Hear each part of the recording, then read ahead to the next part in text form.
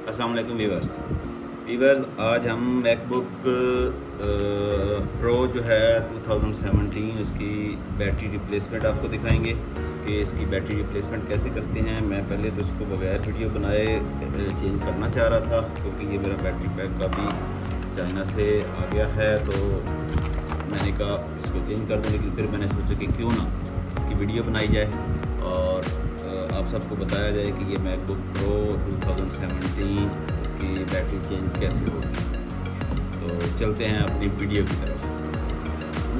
तो अब हम इसके शुरू करते हैं। ये जो हैं इसके 1 2 3 4 5 और 6 पेज मैंने ऑलरेडी खोल लिए हैं।